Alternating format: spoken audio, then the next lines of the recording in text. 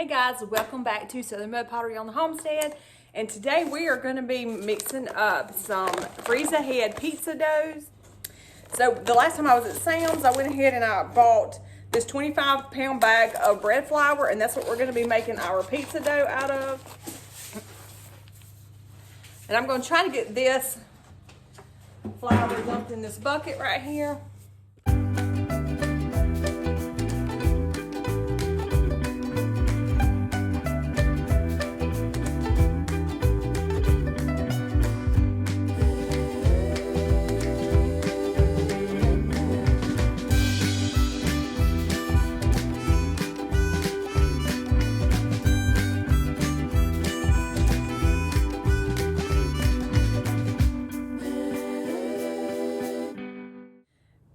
So what I do to keep the weevils out, because I did lose a bag of flour, a lot of flour to weevils. So the last time that I bought it, I've put my bag in the freezer and you put it in there. I put it in there for like a day. And when you freeze it, it'll kill any weevil eggs that would be in your bag of flour that you bring home from the grocery store.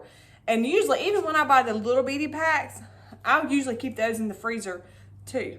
But these are some lids that I bought. They're called Gamma lids, and they're just twist-on lids. This is just a regular bucket I bought this bucket at Lowe's.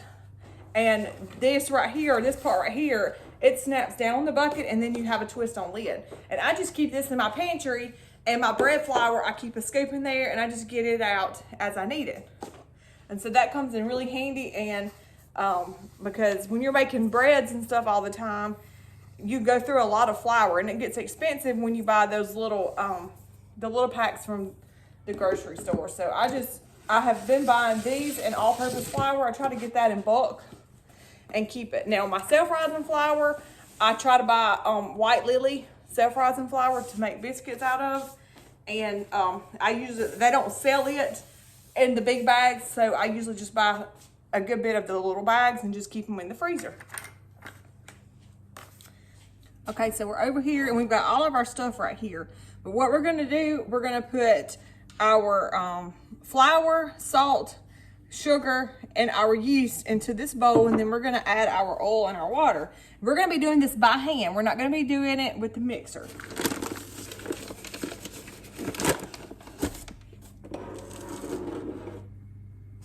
So it calls for 3.5 cups of flour, and it calls for unbleached flour. We're using bread flour. Okay, so we're over here and we've got all of our stuff right here. But what we're gonna do, we're gonna put our flour, salt, sugar, and our yeast into this bowl, and then we're gonna add our oil and our water.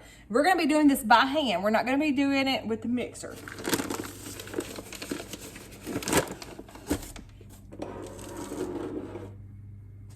So it calls for 3.5 cups of flour, and it calls for unbleached flour. We're using bread flour.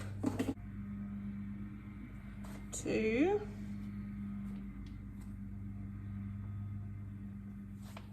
3,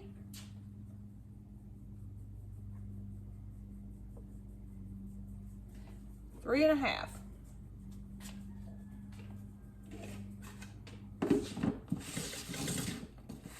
2 teaspoons of salt.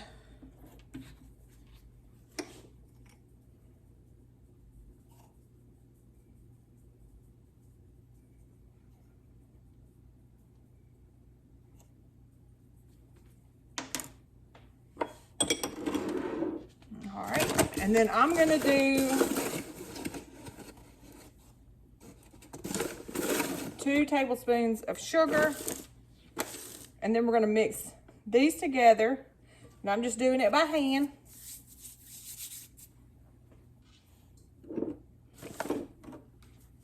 All right, and we're gonna use 1/4 teaspoon of dried yeast.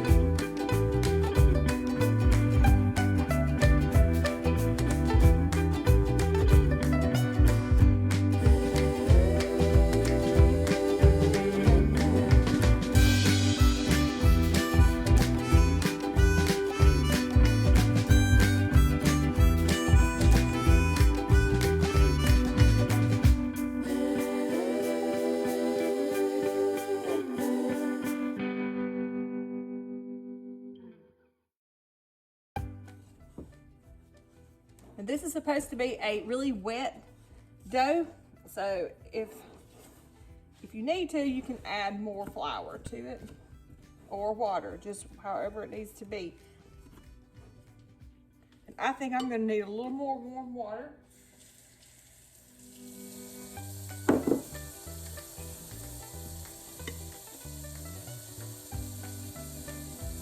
We're gonna let this rest covered up with plastic wrap for about 12 to 18 hours and let those flours and all the stuff, it's gonna kind of get like a little fermented taste to it.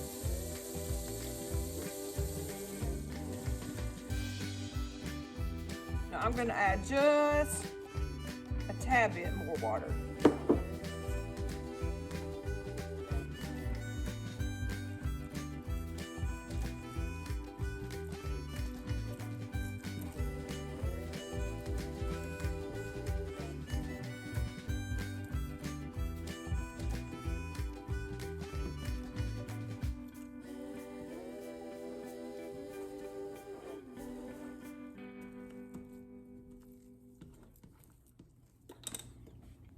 Now I'm gonna add a little bit of olive oil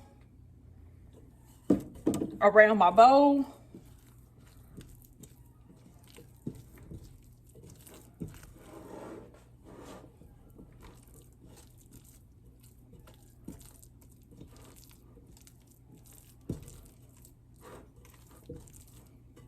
So that it doesn't stick in the morning whenever I go to take it out. And then we'll cover this with plastic wrap. And in the morning we'll be able to pull it out, let it proof a little bit, and then we'll be able to separate it into our pizza dough circles.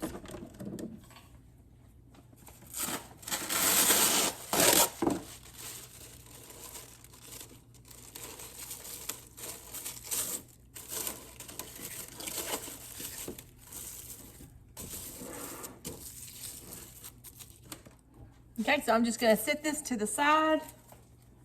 I'm just gonna put it right there. It's the next day and our pizza dough has fermented overnight.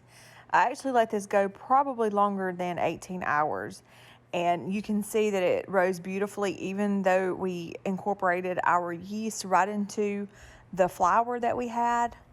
And so now I'm going to put me some oil on my hands. It works. You'll find that working with wet dough goes really well if you put a little oil on your hands.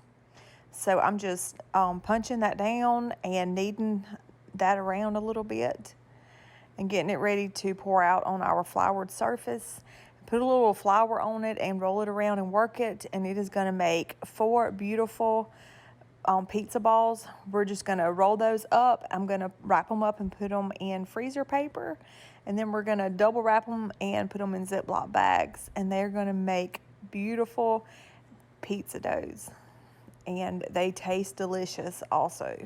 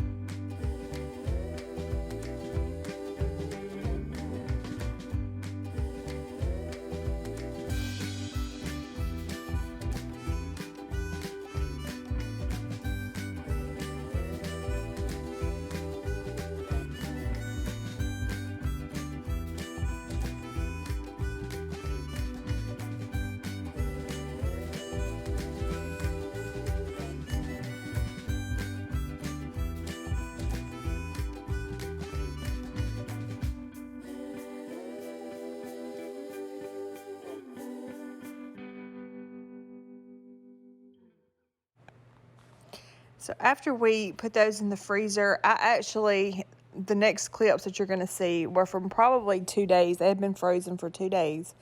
And on Sunday, we had 2 o'clock service, so I needed something to fix for lunch. We had some leftovers, and then I was going to fix the kids' pizza. So I just grabbed one of those pizza dough rolls out of the fridge, and I let it come to room temperature and unthaw. And I just rolled it out and made a cheese and pepperoni pizza and cooked it in the oven on, I think I cooked it on like 415, about around 400 degrees. And it cooked until it was nice and bubbly.